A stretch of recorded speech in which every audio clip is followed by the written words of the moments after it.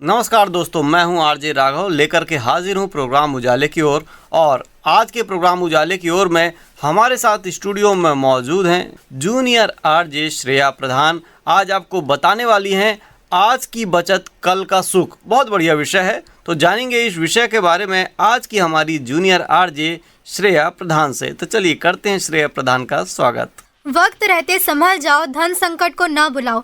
नमस्कार आप सभी को, मैं जूनियर आरजे श्रेया प्रधान, कक्षा 10वीं ओपी जिंदल स्कूल नलवा तराईमाल रायगढ़ छत्तीसगढ़ से आपके समक्ष आज की बचत कल के सुख के विषय में अपना विचार व्यक्त करना चाहती हूँ। बचत धन की हो या समय की, वर्तमान के सुखों का कारण तो बना ही करती है, भविष्य के सुख को भी सबके लिए सुरक्षित और आरक्षित कर सकती है। महापुरुषों की यह बात मानकर हर आदमी को आज और इसी क्षण से ही उस दिशा में कार्यशील हो जाना चाहिए।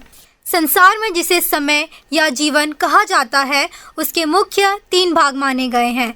जो बीत चुका है, समय और जीवन के उस भाग को अतीत या भूतकाल कहा जाता है, क्योंकि यह घट कर बीत चुका है।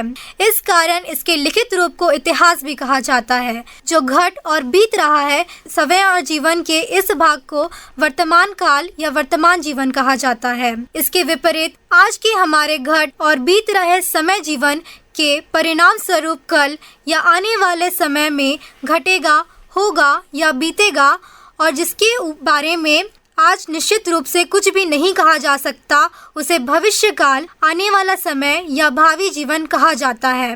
बीते समय या भूतकाल में अपनी परिस्थितियों और वातावरण के अनुसार मानव जीवन और समाज ने अच्छा बुरा, उचित अनुचित जो कुछ भी किया, उसी सब का परिणाम या फल हम लोग आज भोग रहे हैं।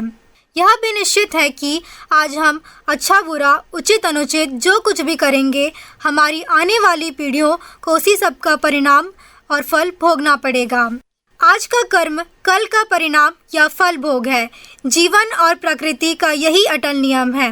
मैं श्रेया प्रधान आपको आज की बचत कल के सुख के बारे में बता रही थी।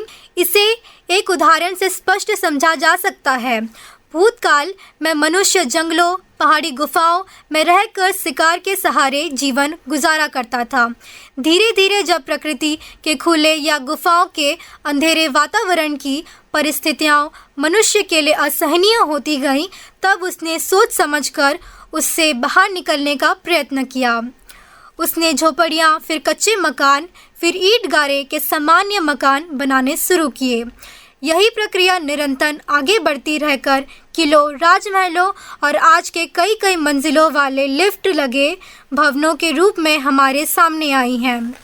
आज का जो स्वरूप है, उसके आधार पर आने वाला कल या भविष्य का निर्धारण इस आधार पर होगा कि हमारी वर्तमान की क्रिया, प्रक्रिया और गतिविधियाँ किस प्रकार की रहती हैं। स्पष्ट है कि बीते कल की सोच, परिश्रम और प्रक्रिया का फल हम लोग आज भोग रहे हैं। आज हम जो कुछ भी कर रहे हैं, उसका फल आने वाला कल या भविष्य की हमारी पीढ़ियां भोगेंगी। इसी आधार पर यह भी स्पष्ट कहा और समझा जा सकता है कि आज की बचत ही कल या भविष्य के हमारे जीवन का सुख बन सकती है। मनुष्य एक सोच विचार कर सकने में समर्थ सामाजिक प्राणी है। वह जानता है कि सब दिन एक जैसे नहीं बीता करते। समय स्वभाव से ही गतिशील और बदलने वाला है। आज हमारे नयन प्राण, हमारे हाथ पैर सही सलामत हैं। उनमें देखभाल या सोच विचार कर ठीक ढंग से परिश्रम करने की शक्ति है। समय और स्थितियों का क्या पता, कल का यह शक्ति, यह स्थिति नहीं भी रह सकती। तब यदि मनुष्य ने अपनी कमाई से कुछ बचा कर नहीं रखा होगा, तो बहुत संभव है कि कोई भी उसकी सहायता न करे, उसे लाचारी में भूखा मर जाना पड़े। यह सोच समझकर ही बुद्धिमान लोग तरह तरह के बचत करने, अपने कमाए धन में से एक अच्छा भाग सुरक्षित रखने का प्रयास करते हैं। आज क्या किसी भी योग में दूसरे के, यहाँ तक कि अपने संतानों के भरोसे रहकर जीवन जिया नहीं जा सकता।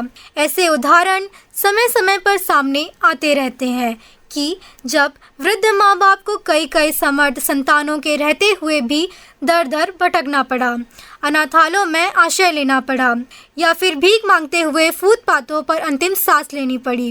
इस प्रकार की स्थिति किसी भी प्राणी पर आ सकती है।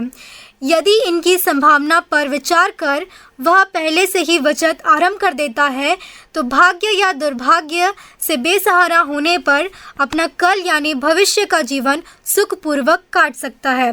अतः बुद्धिमत्ता यही है कि कल के सुख के लिए आज से ही बचत शुरू कर दें। सरकारी नौकरियों में जो भविष्य निधि काटने और देने का प्रावधान रहता है, देने की व्यवस्था की जाती है, उसका वास्तविक उद्देश्य बचत करके कल के जीवन के सुख और सुरक्षा की व्यवस्था करना ही है। जीवन में विशेषकर आज के महानगरों के तरह तरह के वाहनों से भरे भीड़-भाड़ वाले जीवन में कभी भी कोई दुर्घटना घट सकती है, कुछ भी बुरा भला हो सकता है। यदि घर का कमाऊ सदस्य ही न रहे तो बाकी परिवार का तो फिर भगवान ही मालिक हुआ रहता है। इसी प्रकार की दुखदायक स्थितियों से भविष्य को बचाए रखने के लिए कई प्रकार के बचतों को बढ़ावा दिया जाता है। बीमा कंपनियां इसी उद्देश्य से आरंभ की गई। जीवन सुरक्षित रहना चाहिए, केवल सुरक्षित ही नहीं, सुखी और सुविधापूर्वक भी बीतना चाहिए। ऐसा तभी संभव है जब आज की बचत कल के सुख जैसे वाक्यों का अर्थ समझकर तत्काल उस पर आचरण भी आरंभ कर दिया जाए। बुद्धिमानी इसी बात और प्रयास में है। मैं श्रेया प्रधान आपको एक कहानी सुनाती हूँ। किसी गांव में एक किसान अपने परिवार के साथ रहता था। एक वर्ष सूखा पड़ने के कारण फसल न हो पाई थी। अनाज की कमी होने की वजह से वह सदैव चिंतित रहता था। घर में राशन केवल इतना ही था कि वह 11 महीने चल सके। अगली फसल होने तक उसे बाकी 1 महीने की राशन की चिंता बार बार सता रही थी। किसान की पत्नी ने उसे इस तरह परेशान देखकर पूछा, आप आजकल किसी बात को लेकर बहुत चिंतित नजर आ रहे हैं, क्या बात है? तब किसान ने अपनी चिंता का कारण अपनी पत्नी को बताया। किसान की बात सुनकर उसकी पत्नी ने उसे आशा देते हुए कहा कि आप इस बात की चिंता न करें, वह उस 1 महीने के लिए भी राशन का इंतजाम कर लेगी। जब पूरी वर्ष आराम से निकल गया और अगली फसल भी अच्छी हुई, तब किसान ने एक दिन अपनी पत्नी से पूछा, आखिर ऐसा कैसे संभव हुआ? पत्नी ने कहा, जब से आपने राशन के बारे में बताया तभी से मैं जब भी रसोई घर के लिए राशन निकालती तो उसी में से 2 मुट्ठी अनाज हर बार कोठी में वापस डाल देती। बस उसी की वजह से 12वें महीने के राशन का इंतज़ाम भी आराम से हो गया और पूरा वर्ष आराम से गुजर गया।